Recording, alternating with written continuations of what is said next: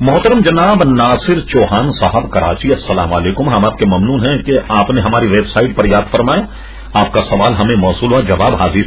آپ نے پوچھا کہ مرد کا بالوں پر کالی مہندی لگانا کیسا ہے؟ بھائی ناصر چوہان صاحب، سب سے پہلی بات تو آپ کے ذہن میں یہ رہے کہ علم طب میں بھی مہندی کی کوئی کالی قسم موجود ہی نہیں ہے. سرے سے ہوتا یہ ہے کہ یہ مہندی ہے جس کا رنگ سرخ ہوتا ہے اور اس میں ایک بوٹی ملائی جاتی، جس بوٹی کو قطم یا قطم کہا جاتا ہے، جو چائے کی پتی کے مانند ہوتی ہے. وہ جب مہندی میں مل جائے تو یہ رنگ کو سیاہ کر دیتی ہے. سیاہ مہندی یا سیاہ خضاب یا سیاہ رنگ لگانے سے نبی کریم صلی اللہ تعالی علیہ وسلم نے منع فرمایا ہے. اعلی حضرت فاضل بریلوی رحمۃ اللہ علیہ نے خاص اس عنوان پر ایک رسالہ لکھا جس میں یہ ثابت کیا کہ مرد جو ہے وہ بالوں میں سیاہ خضاب نہ لگائیں، اور اس پر اعلی حضرت فاضل بریلوی نے 17 حدیثیں نقل کی ہیں.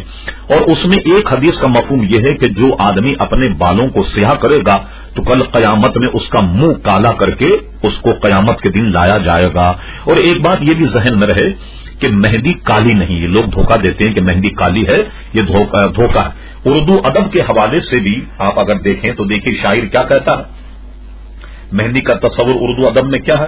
ایک شاعر کہتا ہے، رنگ لاتی ہے ہنا پتھر پہ گھس جانے کے بعد، سرخ روح ہوتا ہے انسان ٹھوکریں کھانے کے بعد. اب دیکھیے لفظ مہندی کو اس نے سرخی میں استعمال کیا. کسی نادگو شاعر نے یہ بھی کہا کہ حسن کو سبز ملی حسین کو سرخ، بٹی کیسی نواسوں میں ہنا مدینے کی. تو دیکھیے عربی اردو ادب میں بھی مہندی کے معنی سرخی ہی کو کہا جاتا ہے، کوئی سیاہ مہندی نہیں.